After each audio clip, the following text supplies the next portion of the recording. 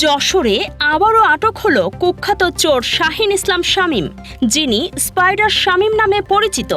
শুক্রবার গভীর রাতে শেখাটি বাবলাতলা এলাকার একটি ভাড়া বাসা থেকে তাকে আটক করে ডিবি পুলিশ। তার কাছ থেকে উদ্ধার করা হয়েছে চুরি হওয়া সোনার গহনা। পুলিশ জানায়, গত ফেব্রুয়ারিতে শহরের কাজীপাড়ায় এক বাসায় ঢুকে সোনার চেন, কানের দুল, আংটি, রূপার গহনা এবং নগদ টাকা চুরি করে শামীম। মোট ক্ষতির পরিমাণ ছিল প্রায় 4,80,000 টাকা।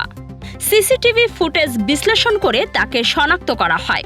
পরে তার কাছ থেকে আংশিক মালামাল উদ্ধার করা হয়েছে। শনিবার তাকে আদালতে সোপর্দ করলে তিনি স্বীকারোক্তিমূলক জবানবন্দি দেন। পুলিশ জানিয়েছে, শামীম একজন চিহ্নিত চোর এবং তার বিরুদ্ধে একাধিক মামলা রয়েছে। যশোর সদর উপজেলার হৈবতপুর ইউনিয়নে এক ব্যক্তির ওপর হামলা ও চাঁদা দাবির অভিযোগ উঠেছে। গুরুতর আহত অবস্থায় তিনি বর্তমানে হাসপাতালে চিকিৎসাধীন। ভুক্তভোগী নিখিল ঘোষের অভিযোগ, স্থানীয় বিএনপি নেতা লিয়াকত আলী ও তার ভাই দীর্ঘদিন ধরে তার কাছে 10 লাখ টাকা চাঁদা দাবি করছিলেন।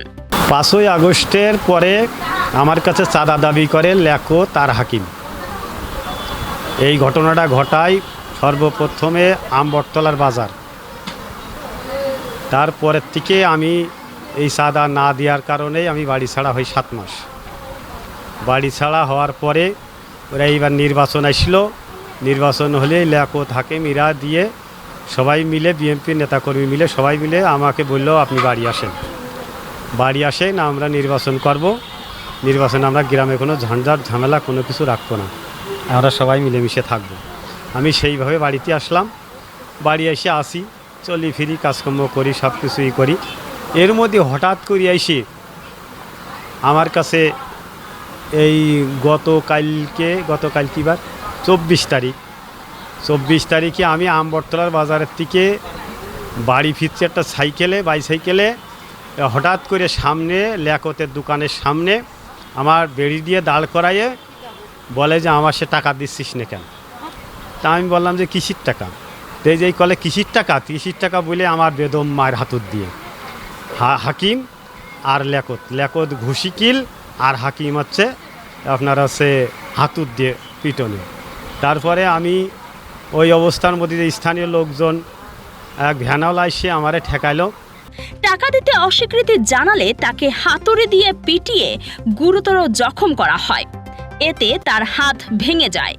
তিনি জানান, রাজনৈতিক পরিস্থিতির কারণে দীর্ঘদিন আত্মগোপনে থাকার পর নিরাপত্তার আশ্বাসে এলাকায় ফিরে আসেন, কিন্তু পরে আবারও চাঁদার চাপ শুরু হয়। ভোটে বিএনপি পাশ করার পরে তার হচ্ছে আবার তার কাছে পাশ করানোর পরে তার কাছে হচ্ছে 10 লক্ষ টাকা আবার চাই। আমরা না দেওয়ার ফলে হাকিম আর লিয়াকত তার মারে। এদিকে পুলিশ বলছে, এখনও এ বিষয়ে কোনো লিখিত অভিযোগ পায়নি। অভিযোগ পেলে প্রয়োজনীয় ব্যবস্থা নেওয়া হবে। যশোরে শান্তিপূর্ণ পরিবেশে অনুষ্ঠিত হয়েছে জাতীয় বিশ্ববিদ্যালয়ের 2025-26 শিক্ষাবর্ষের প্রথম বর্ষ সম্মান ভর্তি পরীক্ষা। শনিবার সকাল 11টা থেকে দুপুর 12টা পর্যন্ত শহরের 5টি কেন্দ্রে একযোগে পরীক্ষা অনুষ্ঠিত হয়। এবারের পরীক্ষায় অংশ নেয় 7,689 জন শিক্ষার্থী। যশোর সরকারি MM কলেজ সহ সব কেন্দ্রে ছিল কঠোর নিরাপত্তা ও সুশৃঙ্খল পরিবেশ। পরীক্ষার্থীদের সহায়তায় বিভিন্ন ছাত্র সংগঠন পানি, শরবত, স্যালাইন ও কলম সরবরাহ সহ নানা সেবামূলক কার্যক্রম পরিচালনা করে। বিএনপির চেয়ারম্যান ও প্রধানমন্ত্রী তারেক রহমানের যশোর আগমনকে কেন্দ্র করে জেলা যুবদলের উদ্যোগে এক বিশাল স্বাগত মিছিল অনুষ্ঠিত হয়েছে। শনিবার বিকেলে যশোর জেলা কার্যালয় থেকে মিছিলটি শুরু হয়ে শহরের গুরুত্বপূর্ণ বিভিন্ন সড়ক প্রদক্ষিণ করে। মিছিলে নেতৃত্ব দেন যশোর জেলা যুবদলের আহ্বায়ক M তমাল আহমেদ ও সদস্য সচিব আনসারুল হক রানা।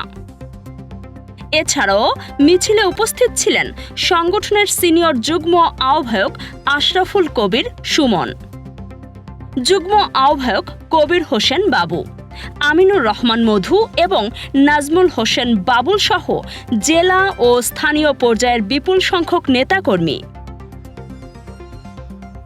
নির্ভুল রোগ নির্ণয় সঠিক চিকিৎসার প্রথম ধাপ, আর এই নিশ্চিত স্বাস্থ্যসেবার জন্য কুইন্স হসপিটাল কেন আপনার প্রথম পছন্দ হবে।